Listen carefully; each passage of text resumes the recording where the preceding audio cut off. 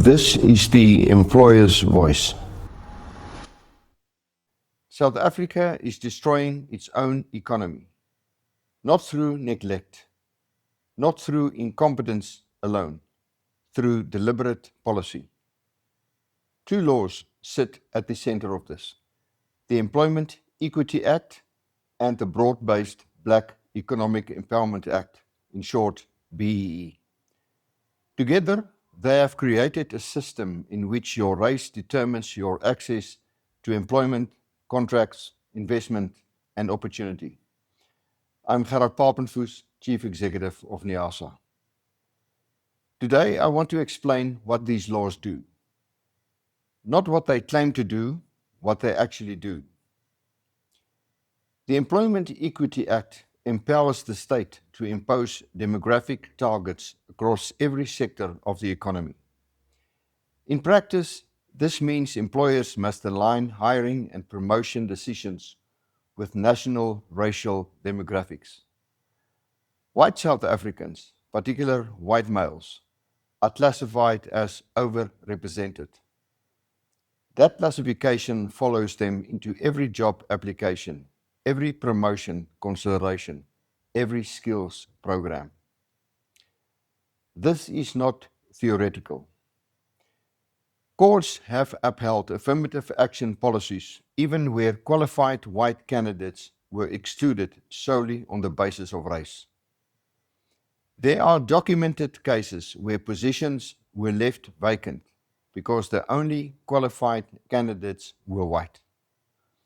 The position stayed empty rather than being filled by a qualified person with the wrong skin color. For young white South Africans, the consequences begin before employment. Government-funded bursaries almost exclusively prioritize designated groups. University admissions apply race selection criteria. And government-funded skills development programs are exclusively reserved for non-whites. These programs are funded to a large extent by white-owned businesses. Let me say this plainly. White business owners fund skills development programs that white young people are legally prohibited from benefiting from. The result is a generation of white South Africans who cannot access the opportunities needed to compete. Consequently, many white South Africans do what South Africans have always done. They build something themselves. They start a business. And then they run directly into the second barrier, BEE. Under BEE, your business is scored on a set of race-based elements. Those scores determine whether you can compete for government contracts, enter certain supply chains, or access licensing opportunities. Here is what the scoring actually requires. The first element is ownership. For a business with a turnover between 10 million and 50 million rands, government contracts require either 51% black ownership or a minimum of 25% black ownership, with a host of other requirements impossible to meet. For larger companies, the minimum is 26%, but that is just one of 5 elements that they must satisfy. The next is management composition. Large companies must demonstrate that management at every level reflects the racial demographics of the country. It is on this level that the culture of a company is defined. This requirement disrespects the importance of business culture. Complying with this element will destroy the very fabric of a business and is therefore an impossible requirement. A further element is procurement.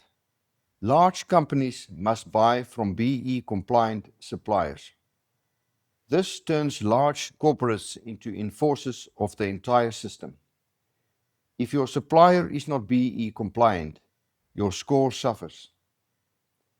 If you are a supplier, you will bear the brunt of this race-driven policy.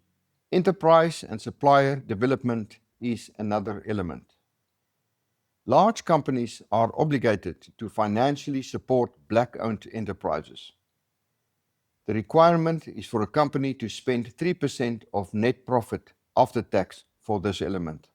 Here is the part that government does not advertise. Even if your company makes no profit that year, you still owe this contribution, calculated on a formula based on average sector profit. That amounts to tax tyranny. And now government has proposed what they call a 100 billion rand transformation fund. What does that mean? Companies can contribute 3% of net profit after tax into a centralized fund as an alternative to direct enterprise development spend.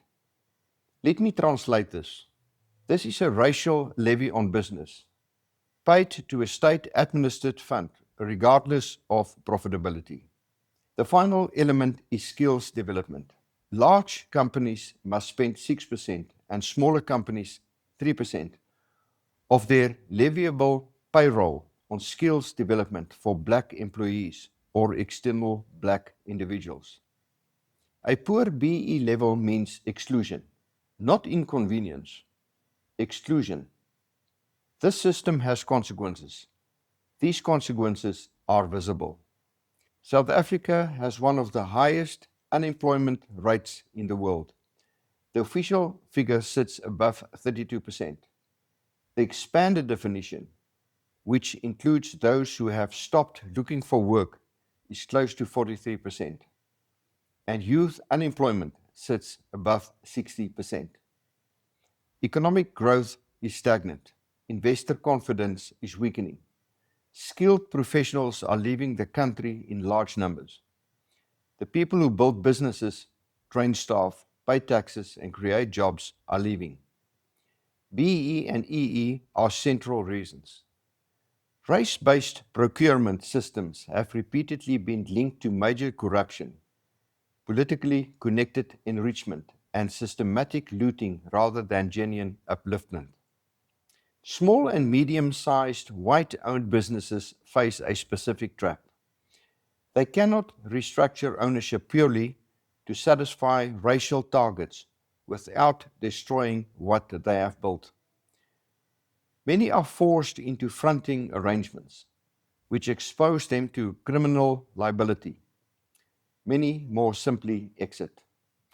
A business that survives in this environment is no longer judged on efficiency, competency, pricing, or innovation. It is judged on racial composition. That is not a market economy. That is a managed racial economy. Let me be direct about what NIASA believes. South Africa's past created real inequalities. They were serious and they required a serious response. NIASA has never argued otherwise. But there is a difference between genuine economic empowerment and permanent racial exclusion of a different group. A modern economy cannot function when citizens are told that their race counts against them. That is not empowerment. That is the same logic in a different direction. The concern many white South Africans express today is not just political discomfort. It is the documented experience of being told by the state that they are a demographic to be managed, restricted, and sidelined. NIASA fights for employer rights. That means the right of every business owner, regardless of race, to compete on merit, to hire on merit, to build a business on competence and innovation rather than on compliance with a racial scorecard. That is the economy we need. It is the only economy that creates real jobs. If your business is facing BE compliance pressure, EE targets, or the consequences of a system that prescribes how you need to structure and manage your business, you do not have to face it alone. NIASA exists to protect employer rights. We know the law. We know where the lines are, and we are not afraid to push back. If you are not yet a member of NIASA, join today. Become a part of an organization that has your back, knows the law, and is not afraid to use it.